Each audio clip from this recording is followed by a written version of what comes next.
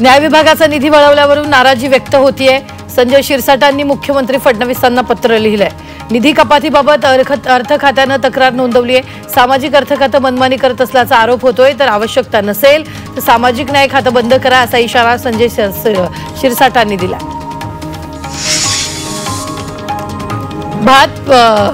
भारत-पाक युद्धजन्य स्थितीच्या चर्चेवरून मनोज जरांगेंनी केंद्र सरकारवर हल्लाबोल केलाय। पंतप्रधान मोदींना कोणीही घाबरत नसल्याचा टोला त्यांनी लगावलाय। पाकवर तातडीने कारवाईची गरज असल्याचं मत त्यांनी व्यक्त केलं।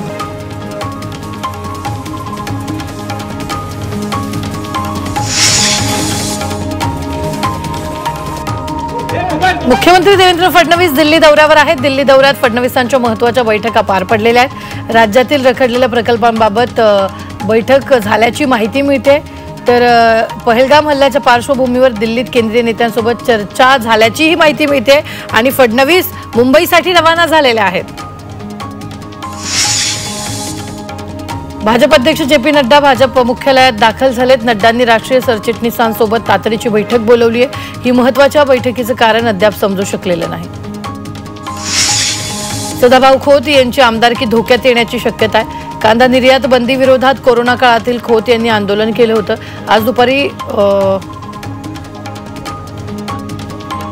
कोर्टात निकाल अद्याप देण्यात आलेला नाही। सदाभाऊ खोत आणि त्यांच्या पदाधिकाऱ्यांना शिक्षा होणार की निर्दोष मुक्तता होणार याकडे लक्ष लागले, याचे अपडेट तुमच्यापर्यंत वेळोवेळी पोहोचते। आमदार अब्दुल सत्तार विरोधातील दाखल फौजदारी याचिकेची सुनावणी दर आठवड्याला होणार आहे। सिल्लोड फौजदारी आणि दिवाणी न्यायालयाच्या न्यायाधीशांनी हा आदेश दिलाय। अब्दुल सत्तार यांच्या विरोधात 2014 आणि 2019च्या विधानसभा निवडणुकीत शपथपत्रात खोटी माहिती दिल्याचा आरोप आहे। शेवटचा मुघल सम्राट बहादूर शाह जफर द्वितीय यांच्या पणतूच्या पत्नीची लाल किल्ल्याची मालकी असल्याचा दावा करणारी याचिका सर्वोच्च न्यायालयाने फेटाळून लावली। सुलतान बेगम यांनी स्वतःला कायदेशीर वारस असल्याचा दावा करत ही याचिका दाखल केली होती। सरन्यायाधीश संजीव खन्ना यांनी याचिका हास्यास्पद असल्याचं म्हटलंय।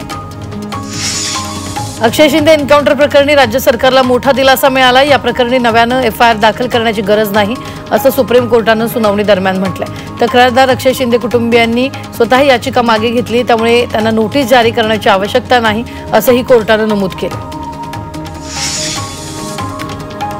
सहाय्यक पोलीस निरीक्षक अश्विनी बिंद्रे हत्या प्रकरणात पनवेल जिल्हा सत्र न्यायालयानं मुख्य आरोपी अभय कुरुंदकरला जन्मठेपेची शिक्षा सुनावली आहे। तर या निकालामुळे अश्विनी यांच्या कुटुंबियांना न्याय मिळाला असला तरीही त्यांचा संघर्ष अद्याप संपलेला नाहीये, कारण अश्विनी यांचा मृत्यू दाखल्यासाठी पोलिसांकडून आवश्यक कारवाई होत नसल्याचा कुटुंबियांनी आरोप केला। सिंधुदुर्गाच्या दोडामार्ग तालुक्यातील साटेली भिडशीत अनधिकृत बांधकामांवर बुलडोझर चालवण्यात आले। प्रशासनाने पोलिसांच्या कडेकोट बंदोबस्तात अनधिकृत बांधकाम जमीनदोस्त केले। यावेळी बांधकाम पडताना पाहण्यासाठी नागरिकांनी मोठी गर्दी केली, तर घटनास्थळी जाण्यास पोलिसांनी मज्जाव घातलाय। 1984 मधील ऑपरेशन ब्लू स्टार ही काँग्रेसची चूक होती असं वक्तव्य काँग्रेस नेते राहुल गांधींनी केलं। 80च्या दशकात काँग्रेसनं ज्या चुका केल्या त्यांची जबाबदारी मी स्वीकारतो असं राहुल गांधींनी म्हटलंय। तर अमेरिका दौऱ्यात राहुल गांधींनी हे वक्तव्य केलंय। जातनिहाय जनगणनेच्या निर्णयाचं चांगले स्वागत करण्यात आले। आमदार सुधीर गाडगीळ यांच्या हस्ते भाजपच्या पदाधिकाऱ्यांनी यावेळी एकमेकांना पेढे भरवून जल्लोष साजरा केला। राज्य सरकारच्या 100 दिवस कृती कार्यक्रम उपक्रमात उत्कृष्ट कामगिरी बजावल्याबद्दल पुणे जिल्हा परिषदेनं राज्यातील तृतीय क्रमांक पटकावलाय। तर पुणे महसूल विभागामध्ये पुणे जिल्हा परिषद अव्वल ठरली आहे। कृती कार्यक्रमांतर्गत पुणे जिल्हा परिषदेनं वेबसाईट सुधारणा, कार्यालयीन सुविधा, तक्रार निवारण यासह एकूण 10 प्रमुख मुद्द्यांवर प्रभावी कामगिरी केली आहे। भंडारा जिल्ह्यातील लाखणी शहरात IPL क्रिकेट सामन्यांवर सट्टा लावणाऱ्यांवर पोलिसांनी कारवाई केली आहे। या कारवाईत पोलिसांनी 2,66,000चा मुद्देमाल जप्त केला आणि चौघांना ताब्यात घेतलंय। चौघेही आरोपी लाखणीतील रहिवासी आहेत। लाखणी शहरात बस स्थानक परिसरात मोबाईलवरून हा अवैध सट्टा लावला जात होता। अमरावतीच्या बडनेरा शहरात खुलेआम अवैध वरली मटका जुगाराचे अड्डे चालवले जातात। आठवडी बाजार परिसरात हे अवैध अड्डे सुरू असल्याचा व्हिडिओ सध्या सोशल मीडियावर व्हायरल होतोय, त्यामुळे परिसरातील नागरिक आक्रमक झालेत। हिंदू सूर्य प्रतिष्ठानच्या वतीनं याविरोधात पोलिसात तक्रार करण्यात आली। या अवैध अड्ड्यांवर कारवाईची मागणी होते। जळगाव शहरात फेब्रुवारीत दाखल असलेल्या ड्रग्ज प्रकरणात आणखी 3 आरोपींना पोलिसांनी अटक केली। त्यांच्याकडून 23 ग्राम एमडी ड्रग्ज जप्त करण्यात आले।